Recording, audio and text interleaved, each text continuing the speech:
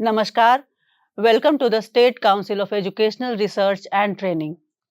बच्चों, पिछली कक्षा में हमने पढ़ा था क्लास 12 के पार्ट 2 रेनबो बुक का चैप्टर 4 जो पोएट्री का है, ode to autumn. In the last class we did the first 2 paragraphs and the third one also, 3 or 4 lines we had done. आशा करती हूँ आपको समझ में आया होगा कि वो पोयम किस बारे में था और कैसे था। और जैसा मैंने कहा था कि जब आप लाइन्स को पढ़ें, पोयम को पढ़ें, तो आप इमेजिन करें, क्योंकि ऑटम हमने देखा है या बचपन से आप भी सुनते आ रहे होंगे। ऑटम सीजन जो है वो बहुत ज़्यादा ऐसा कोई हैप्पीनेस वाला इंडिकेशन नहीं होता है, सिंबॉलिक नहीं होता है। उसे हम मानते हैं वो पतझड़ का है, नीरस है, ऐसा मौसम है। लेकिन in this poem when we read the poem we saw that Keats वो कितने अच्छे से उसको डिस्क्राइब किए हैं और कितना ब्यूटीफुली उन्होंने पूरा जो पिक्चर है, पिक्चराइजेशन किया है पोयम का, वो हमने कभी ऐसा सोचा भी नहीं था।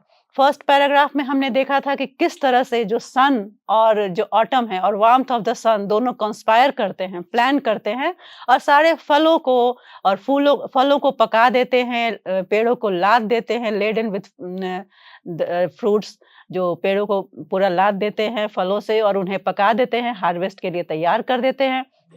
और उसके बाद उन्होंने ये दोनों मतलब कौन? दोनों बेस्ट फ्रेंड जो हम लोग पढ़े थे कि जो ये ऑटम है और सन दोनों मिलके सारे फूलों को भी खिला देते हैं। They bloom all the flowers so that the honey so that the bees do their work, they collect the honey and fill the beehive with what?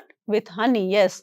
तो हनी से, शहद से अपनी मधुमक्खी अपने छत्तों को भर ले, ऐसा काम वो करते हैं, सारे फूलों को खिलाते हैं। फिर नेक्स्ट पैराग्राफ में हमने नेक्स्ट स्टैंजा में जो हमने पोयम का देखा था कि वो सारे जब फर्स्ट स्टैंजा में सारा उन्होंने काम कर दिया, उनको प्लानिंग करके पका दिया, बढ़ा दिया, नट्स को फुला दिया, जो गोड था उसको फुला दिया, तो क्या हो गया अब हार्वेस्टिंग सीजन आ गया, हार्वेस्टिंग टाइम आ गया, अब कटाई का समय आ गया, सारे फलों को तोड़ने का समय आ गया, सारे जो अनाज थे, फसल थे, उनको काटने का समय आ गया।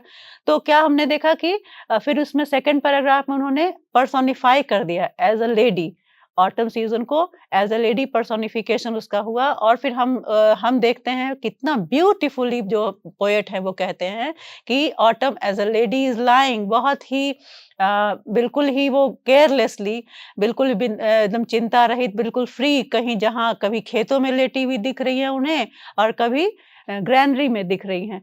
तो फिर हमने एक और चीज़ देखा था जो विनोइंग, मैंने कहा था आपको कि ओसाना जो हम लोग कहते हैं अपने घर की भाषा में, तो वो जो हम लोग कभी नहीं सोचे हो कि विनोइंग जो होता है वो जो भूसा जो उड़ता है वो क्या बता रहे हैं पोएट की जो ऑटम है, लेडी एज़ अ लेडी उसके बाल लहरा रहे हैं। तो ये है ना बहुत ही खूबसूरत सा ये इमेजिनेशन, कल्पना है। आप इसको जब पढ़े होंगे दोबारा घर में तो ज़रूर इसको आप महसूस कर रहे होंगे। फिर हमने देखा इसी तरह से अब हम लोग थर्ड जो स्टैंजा था उसमें मैंने शुरू किया था, जो कुछ लाइन्स हमने किया था पिछली कक्षा में और हम आगे करेंगे। तो चलिए हम लाइन्स को पहले एक बार फिर से एक सरसरी निगाह से देख लेते हैं। तो this was the starting of the third stanza. तो यहाँ पोएट पहले 2 पैराग्राफ में, पहला में था कॉन्स्पिरेशन प्लानिंग था, दूसरे में हार्वेस्टिंग का टाइम था और तीसरे में अब क्या कह रहे हैं, वो स्प्रिंग को भी दिमाग में ला रहे हैं और वो कह रहे हैं कि स्प्रिंग में तो बहुत ही खूबसूरत खुशनुमा माहौल होता है, सभी खुशी का ही हर तरफ वातावरण होता है, everywhere there is a feeling of happiness, joy and brightness. तो and there is a lot of music and there is a lot of happiness in that season. तो अब ये कह रहे हैं कि where are the song of spring, autumn को कह रहे हैं उसको एड्रेस करते हुए कि स्प्रिंग का इतना अच्छा माहौल होता है, उसमें इतने सारे म्यूजिक होते हैं, तुम्हारा कहाँ है? Where are the songs of spring, यहाँ तो स्प्रिंग का कोई सॉन्ग नहीं है। ए वेयर आर दे, पूछते हैं, हाँ बताओ बताओ कहाँ है? लेकिन फिर उसको इन अ कंसोलिंग वे उसको तसल्ली देते हुए कह रहे हैं कि थिंक नॉट ऑफ देम, मत सोचो उसके बारे में।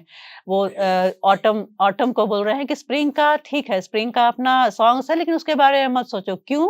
क्योंकि तुम्हारे पास अपना खुद का म्यूजिक है, तुम्हारे पास इतने सारे म्यूजिक हैं। हम लोग अभी आगे इस स्टैंजा में देखने वाले हैं कितने सारे म्यूजिक हैं स्प्रिंग के।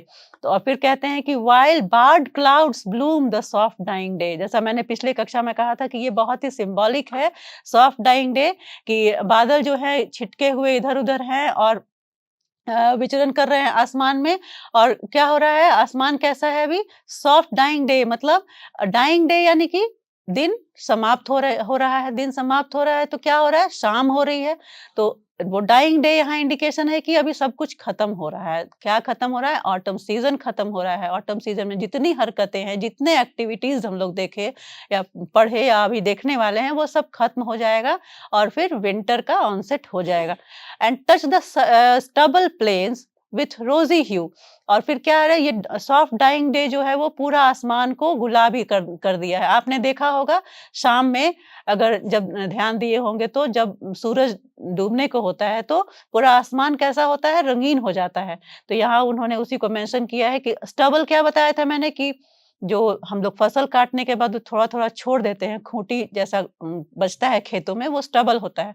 वो कौन-सा सुंदर चीज़ होता है, लेकिन पोएट यहाँ उसको भी डिस्कस करके बता रहे हैं, उसको भी यहाँ पे डिस्क्राइब कर रहे हैं कि वो भी बिल्कुल रोज़ी हो गया है, एकदम गुलाबी हो गया है, सूरज के जो पूरा जो प्रकाश फैला हुआ है आसमान में गुलाबी जैसा शाम में, तो वो स्टबल्स जो है वो भी पूरा रंगीन हो चुका है। तो चलिए हम लोग आज बाकी का जो बचा हुआ लाइन्स है उसको हम लोग पढ़ते हैं। Then in a wailful choir the small gnats mourn। वेलफुल क्वायर क्या है, वेलफुल का मतलब होता है दुख भरा, और क्वायर यानी समूह में गाया जाने वाला कोई भी गीत। तो ये क्या है, और नेट्स क्या होता है, नेट्स छोटे छोटे इंसेक्ट होते हैं, बहुत मतलब अगले इंसेक्ट्स होते हैं जो शाम में अक्सर आप देखते हैं पानी वानी की जगह पे ये उड़ते हैं शाम में। तो ये क्या बोल रहा है लाइन ये कि then in a wailful choir the small gnats mourn. Mourn का मतलब दुख जताना, दुख के गीत गा रहे थे। ये जो स्मॉल नेट्स थे, छोटे-छोटे इंसेक्ट्स थे, वो दुख भरे गीत गा रहे थे और बहुत ही एक साथ गा रहे थे, बहुत दुखी होके। किस चीज़ का दुख मना रहे थे ये? दिन ढल रहा था, दिन दिन ढल रहा है और ये इंडिकेशन है। मैंने कहा ना कि इस लाइन में आपको हर एक लाइन में ये फ़ील कराया जाएगा कि ये अब ऑटम खत्म होने वाला है, समाप्त होने वाला है और ये विंटर सीज़न जो है वो आने वाला है। तो then in a wailful choir, the small gnats mourn among the river shallows borne aloft। आगे क्या बोल रहे हैं कि रिवर सैलोज क्या होता है, इसको विलोज भी बोलते हैं। और ये वो प्लांट्स हैं जो पानी के किनारे किनारे, रिवर के किनारे आपने देखा होगा पानी में कुछ पौधे निकल आते हैं और बिल्कुल लंबे लंबे हो जाते हैं, खड़े हो जाते हैं और बहुत ज्यादा स्ट्रांग नहीं होते हैं वो। तो सैलोज़ जो वो पौधे हैं जिसको विलोज़ भी बोला जाता है, वो पौधे हैं जो पानी में किनारे-किनारे उगाते हैं और काफ़ी लंबे-लंबे पौधे हो जाते हैं और ये इनका जीवन जो पानी की धार और हवा पे ही डिपेंड होता है। अगर हवा तेज़ होता है तो वो गिर जाते हैं और गिर के वो सड़ जाते हैं, उनका जीवन समाप्त हो जाता है और अगर हवा वैसा तेज़ नहीं है, तो वो खड़े रहते हैं और लंबे होते जाते हैं। तो यहाँ पोएट कह रहे हैं कि then in a wailful choir the small gnats mourn among the river shallows। वो जो छोटे-छोटे gnats जो है, जो कीट पतंग है, वो कहाँ मिलते हैं, वही पानी के किनारे उन पौधों के बीच से निकलते हैं और शाम में इधर-उधर घूमते हैं और आवाज निकालते हैं। जैसा लग रहा है कि वो दुख भरे गीत गा रहे हैं कि अब तो दिन खत्म हो रहा है और दिन के साथ-साथ ये इंडिकेशन है कि ये ऑटम सीजन भी अब समाप्त होने को है। तो वो रिवर सैलोज के बीच से निकलते हैं और borne aloft or sinking as the light wind lives or dies। और वो जो रिवर सैलोज हैं, जो पौधे हैं, उनका जीवन किस चीज़ पे डिपेंड होता है, किस चीज़ पे निर्भर होता है, जैसा मैंने बताया कि अगर तेज़ धार हुआ पानी का तो भी वो गिर जाएँगे और बह जाएँगे और नहीं तो अगर ज़ोर से हवा चला तो भी वो पानी में जैसे गिर जाते हैं, लगता है कि सो गए हैं वैसे, और जब झुक जाते हैं तो पानी के बहाव से या तो बह जाते हैं या फिर वो सड़ जाते हैं और खत्म हो जाते हैं। तो यहाँ हमने देखा कि जो छोटा-सा मतलब इंसेक्ट है, वो भी दुःख मना रहा है, उसे वो भी सैड है, शाम का समय हो गया है तो, और वो भी इंडिकेट कर रहा है कि the end of autumn is soon there. अब जल्दी ही ऑटम का समाप्ति होने वाला है।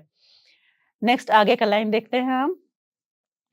And the full grown lambs loud bleat from hilly bourne hedge cricket sing and now with treble soft।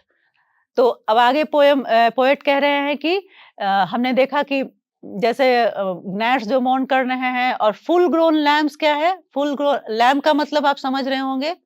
Lamb होता है शीप का बच्चा, भेड़ का बच्चा जो छोटा होता है। तो ये फुल ग्रोन लैम्ब यानी अब शीप होने को है और वो भी ब्लीट कर रहा है, उसका साउंड को ब्लीट कहते हैं, तो वो भी ज़ोर-ज़ोर से ब्लीट कर रहा है, आवाज़ निकाल रहा है, जैसे लग रहा है कुछ कह रहा हो। कहाँ से?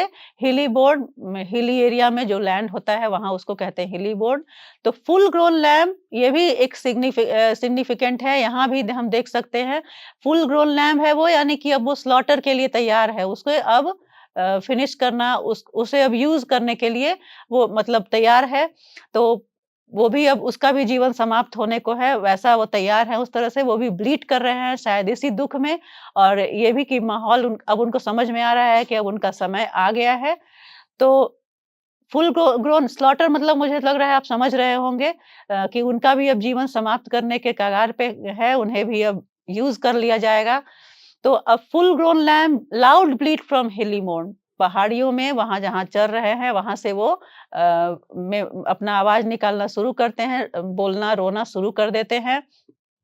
और हेज क्रिकेट का मतलब जैसे एक फतिंगा होता है, जिसे हम अपने आम बोलचाल की भाषा में झिंगुर बोलते हैं। मुझे मुझे विश्वास है सबने इसे देखा होगा और ये बहुत तेज़ आवाज़ निकालता है। हमारे यहाँ बरसात के सीज़न में हम अक्सर इसे सुनते हैं, लेकिन ये एक ऐसा क्रीचर है जो पूरा जब दुनिया पूरा फ्रोज़न हो जाता है, पूरा जम जाता है, वेस्टर्न कंट्रीज़ में जब चारों ओर बर्फ ही बर्फ होता है, everything is white and frozen and बिल्कुल साइलेंट होता है, तो ये जो हेज क्रिकेट है, ये अपना आवाज़ निरंतर निकालते रहता है। ये चुप नहीं होता है, इसी का आवाज़ गूंजते रहता है, रात हो, दिन हो, हमेशा। तो ये तो अपना काम शुरू कर चुका है, यानी कि अभी विंटर आना है, ये इंडिकेशन इसकी भी आवाज़ से हमें पता चल रहा है कि हेज क्रिकेट सिंग्स कहा जा रहा है। तो लाइन को एक बार फिर से हम लोग पढ़ते हैं। And full grown lambs loud bleat, जोर-जोर से ब्लीड कर रहे हैं फ्रॉम हिली बोर्ड। हेज क्रिकेट अपना काम शुरू कर दिए हैं और and now with treble soft the red breast whistle from a garden croft. Treble soft मतलब, ट्रेबल मतलब होता है 3 टाइम्स, तो तिगुना सॉफ्ट मधुर आवाज में रेड ब्रेस्ट व्हिसल एक छोटा-सा पक्षी है, रेड ब्रेस्ट जिसको रॉबिन भी कहा जाता है। तो रेड ब्रेस्ट भी अपना मतलब जो संगीत है, जो उसका आवाज़ है वो निकाल रहा है, सीटी के रूप में अपना वो भी आवाज़ निकाल रहा है गार्डन क्रॉफ्ट से। गार्डन क्रॉफ्ट क्या होता है? हम सभी के घरों में अगर आपके घर के आस-पास जगह होगा तो आप देखते होंगे कि किचन गार्डन जो हम लोग अपने आम प्रयोग वाले भाषा में बोल देते हैं कि आपकी मम्मी छोटा-मोटा घर के आस-पास अगर स्पेस होगा तो कुछ कभी धनिया, पुदीना ये सब लगा के रखी होगी या फिर कोई कभी-कभी छोटे-मोटे जानवर को भी उसमें पाल लेते हैं, रख लेते हैं। घर से सटा हुआ छोटा-सा जगह को हम लोग गार्डन क्रॉफ्ट बोलते हैं। उसे आप या तो किचन गार्डन के रूप में यूज़ करते हैं या फिर डोमेस्टिक एनिमल्स को भी रखने के पालने के रूप में यूज़ करते हैं। तो क्या कह रहा है कि ये जो रेड ब्रेस्ट है, जो रॉबिन है, वो भी आके और ज़ोर-ज़ोर से व्हिस्टलिंग करना शुरू कर देती है गार्डन क्रॉफ्ट से। अपने घर के पास से ही कहीं आस-पास बैठ के वो भी अपना व्हिस्टलिंग शुरू कर दी है। फिर अब लास्ट लाइन हम लोग देखते हैं, लास्ट लाइन में क्या है? And gathering swallows Twitter in the skies. और गैदरिंग swallows क्या है? पक्षी है। तो अब देख रहे हैं कि जो swallows है वो भी गैदर हो गए हैं, पूरा एक झुंड बना लिए हैं swallows भी और वो लोग भी ट्विटर, बर्ड्स के आवाज़ को हम लोग क्या कहते हैं? ट्विटरिंग कहते हैं ना? तो वो swallows जो है वो भी ट्विटर कर रहे हैं आसमान में, पूरा झुंड बना के ढेर सारे, और पूरा पूरा ज़ोर-ज़ोर से ट्विटरिंग कर रहे हैं और ये कहाँ जा रहे हैं? ये माइग्रेट कर रहे हैं। माइग्रेट करते हैं, आप लोगों ने पढ़ा होगा जब बहुत ज़्यादा जब ठंड पड़ता है, जब बर्फ वगैरह पड़ने लगता है, तो इस तरह के पक्षी जो ठंड को बर्दाश्त नहीं कर सकते हैं, वो वार्म प्लेसेस पे चले जाते हैं, माइग्रेट कर जाते हैं। ठंड भर के लिए वो वहाँ रहेंगे, फिर वो वापस अपने जगह पे आ जाते हैं। तो ये गैदरिंग swallows एक साथ झुंड बना के ट्विटर कर रहे हैं आसमान में और ये उड़ रहे हैं अपने जो डेस्टिनेशन है, जहाँ इन्हें जाना है। तो ये भी हम लोग अब ये आप अगर ध्यान से हम लोग पूरा इस पैराग्राफ को देखें, तो आप देख सकते हैं कि यहाँ सारा हर एक लाइन जो है फर्स्ट पैराग्राफ में हमने क्या देखा था? फर्स्ट पैराग्राफ में हमने देखा था कि अभी तो पूरा एक तरह से प्लानिंग चल रहा था, जो इंग्लिश में कॉन्स्पायर का होता है षड्यंत्र, तो एक्चुअल यहाँ षड्यंत्र नहीं बोलेंगे, हम लोग उसको प्लानिंग बोलेंगे। तो क्या क्या हुआ था कि प्लानिंग हो रहा था, किसका?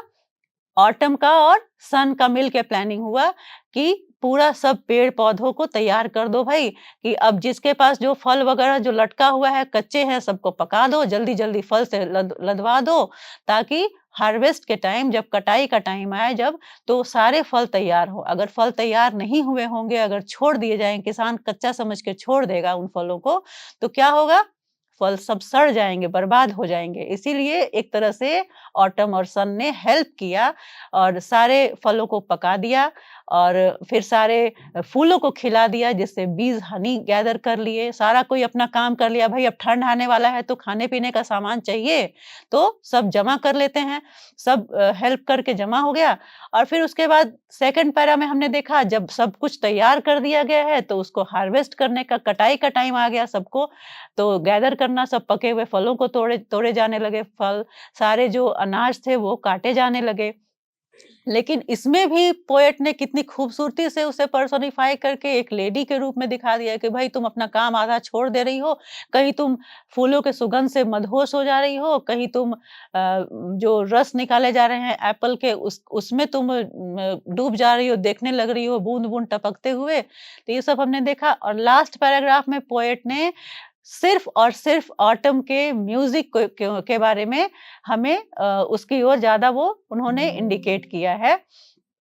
कहा है कि कितने सारे स्प्रिंग में तो सभी खुश होते हैं, सभी जगह खुशी का माहौल होता है, म्यूज़िक ही म्यूज़िक हमें सुनाई देता है, लेकिन ऑटम में कोई म्यूज़िक को फ़ील नहीं करता है, एहसास किसी को नहीं होता है, तो पोएट ने यहाँ पे हर उस तरह के म्यूज़िक को ध्यान में रखा।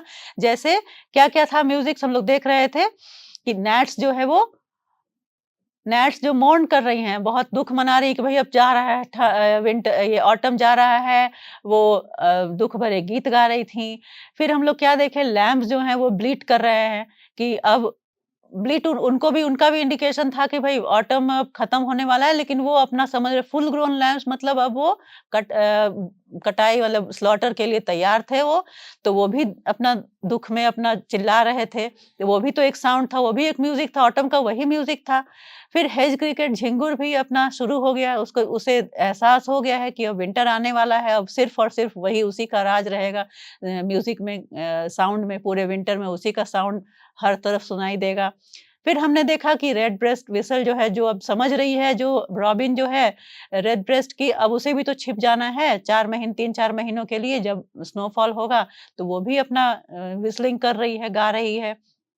फिर हमने स्वॉलोज़ को देखा कि ये जो पक्षी हैं कि वो भी अब गैदर होके भई चलो अब हमारा तो यहाँ कोई गुज़ारा नहीं है, इतना ठंड पड़ने वाला है, हम भी अपना जगह ढूँढते हैं, वो भी जा रहे हैं। तो ये स्वॉलोज़ लास्ट लाइन जो है वो इंडिकेट कर रहा है कि अब सचमुच में जब स्वॉलोज़ उठ के जा रहे हैं, तो सचमुच में ये एंड ऑफ ऑटम है, ये इंडिकेशन है कि ऑनसेट ऑफ विंटर आने मतलब विंटर आने वाला है।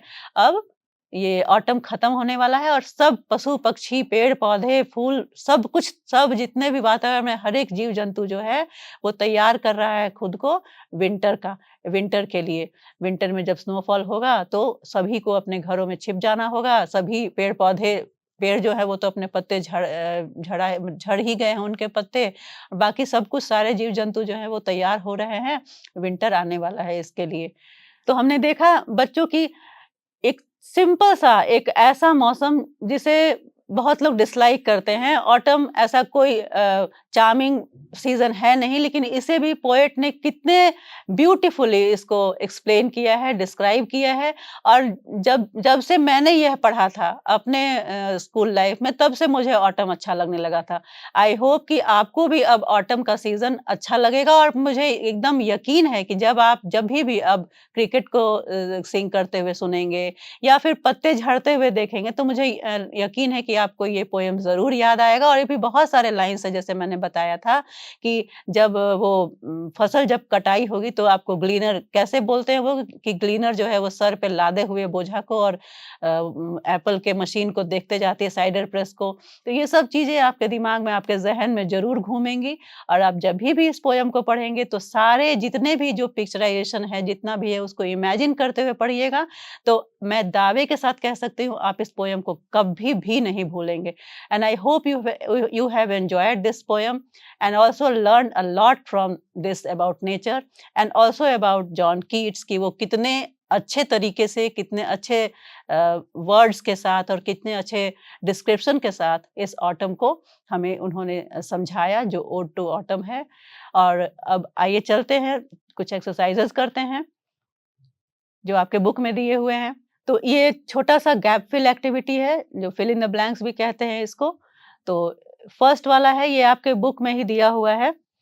फर्स्ट वाला है, dash is the season off mist and मेलो फ्रूटफुलनेस। ये आपके फर्स्ट लाइन में ही था, आप याद कीजिए।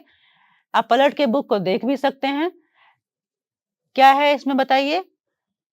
Yes, very good. ये आंसर है autumn. Autumn is the season off mist and मेलो फ्रूटफुलनेस। धुंध का मौसम है, अभी ठंड की शुरुआत होने वाली है, तो हल्का-हल्का धुंध धुंध है और साथ में मेलो फ्रूटफुलनेस, सब कुछ सॉफ्ट हो रहा है, सारे मीठे-मीठे फल जो है वो मीठे हो रहे हैं और अबंडेंस में है, प्रचुर मात्रा में, जैसा हमने फर्स्ट लाइन में आपको बताया था कि मेलो फ्रूटफुलनेस क्या है, सारे फल पक रहे हैं और पूरा प्रचुर मात्रा में, अबंडेंस में है सारे फल-फूल इधर-उधर।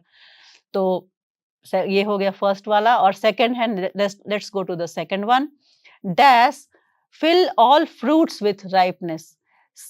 क्या है? कुछ ऐसा है जो पूरे फ्रूट्स को पका देते हैं। क्या था ये? आप याद करिए, आज ही मैंने इसको डिस्कस किया है आपके साथ। किसी की दोस्ती, बेस्ट फ्रेंड जो है दोनों, कौन-कौन है? ऑटम और सन। Very good. तो इसका आंसर हो जाएगा वार्मथ ऑफ द सन, सन की गर्माहट, और ऑटम दोनों मिलके क्या करते हैं? हम लोग पढ़े थे ना कि they conspire and fill the fruits with ripeness, ये सब। तो यहाँ पे वही है, जो सन की गर्माहट है, जो मैच्योरिंग सन है उसकी गर्माहट, और ऑटम दोनों मिलकर सारे फ्रूट्स को पका देते हैं। वो सोचते हैं कि अगर एक भी फ्रूट कच्चा रह गया तो फार्मर उसे छोड़ देगा, और फार्मर उसे छोड़ देगा तो ठंड में बर्फ पड़ के वो फ्रूट तो बर्बाद हो जाएगा, सड़ जाएगा। तो इसलिए अच्छा है, बेहतर है कि जो अभी कच्चे हैं, जो छोटे हैं, उनको जल्दी-जल्दी बढ़ा दो, फुला दो और फिर उसको पका भी दो, जो बड़े हो चुके हैं उसे पका दो, और फिर ताकि वो सबके यूज़ में आ जाए। तो ये था warmth of the sun and autumn fill the fruits with ripeness. Let's see the third one, number C. Dash sits carelessly on granary floor.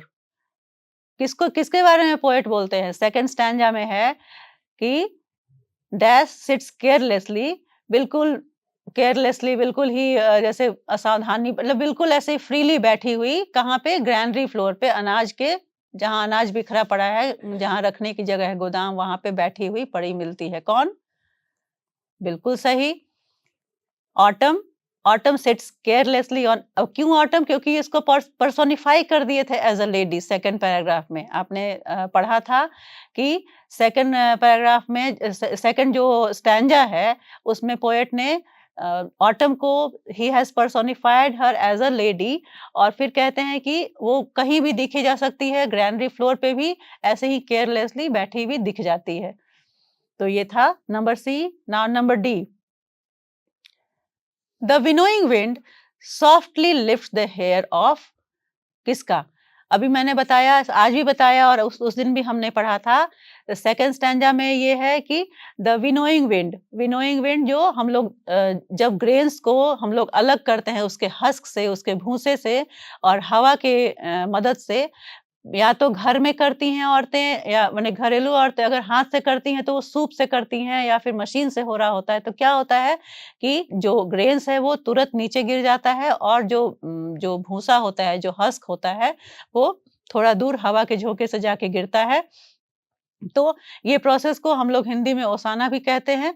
तो इससे क्या होता है, आपने देखा होगा, बहुत लेकिन अगर पहले तो देखा होगा, लेकिन अब से मुझे एकदम यकीन है कि जब देखेंगे तो आपको ये पोएम का ये लाइन ज़रूर याद आएगा कि वो लगता है ऐसे जैसे वो लेडी जो है उसके बाल लहरा रहे हैं।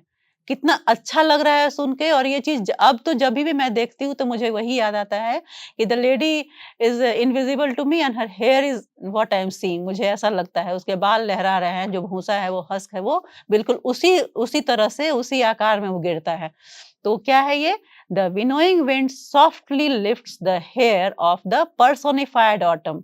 जो ऑटम जिसको लेडी के रूप में पर्सोनिफाई किया गया है, उसका बाल लग रहा है कि उठ रहा है, हवा में उड़ रहा है, ऐसा फील होता है। लास्ट है dash Twitter in the sky. क्या ट्विटर करते हैं? अभी हम अब लास्ट लाइन में हमने पढ़ा जस्ट नाउ, अभी मैंने इसी कक्षा में आपको बताया। क्या है? swallows। swallows Twitter in the sky. तो अभी हमने बताया कि ये क्यों ट्विटर कर रहे हैं, क्योंकि ये एक साथ ग्रुप बना रहे हैं। जैसे लग रहा है कि ये कहीं टूर पे निकल रहे हैं। आप लोग भी कहीं घूमने, कहीं कोई प्लानिंग करके जाते हैं तो सब कोई पहले इकट्ठा होते हैं ना, सारे बच्चे एक साथ जमा होते हैं। मान लो कहीं दूर नहीं जा रहे हैं, आप घर में, घर के आस-पास ही कहीं घूमने जा रहे हैं, तो सारे फ्रेंड्स सारे एक जगह जमा होते हैं। चलो भई आया सब कि नहीं?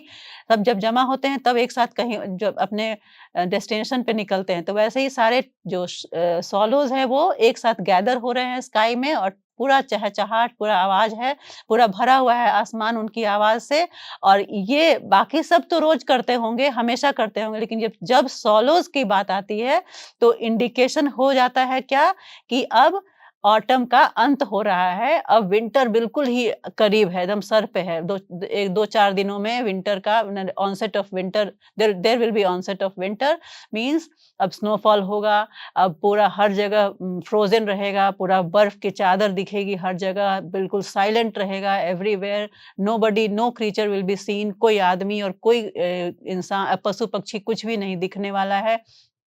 क्यों? क्योंकि अब विंटर आने वाला है। तो ये जो स्वैलोज़ हैं वो वहाँ से जा रहे हैं, और अब बिल्कुल ही सब माहौल शांत होने वाला है। तो पोएट बार-बार इंडिकेट कर रहे हैं, मतलब बता रहे हैं जो ऑटम है उसके पास भी अपना गीत है। ऐसा नहीं है कि कोई भी मौसम हो वो नीरस हो। अगर मैं तो समझती हूँ कि अगर किड्स अभी और होते तो वो विंटर को भी इतने ही अच्छे से बखान करते, और बहुत सारे वो एक रोमांटिक पोएट थे, तो उनके बहुत सारे वर्क्स में हम ये भी देखेंगे कि किसी भी नीरस और किसी भी कैसा भी चीज़ को वो इतने अच्छे से एक्सप्लेन कर देते थे कि वो कभी नहीं भूल सकते हैं। लाइफ लॉन्ग मेमोरी में वो हमारे पूरा इम्प्रिंट हो जाता था।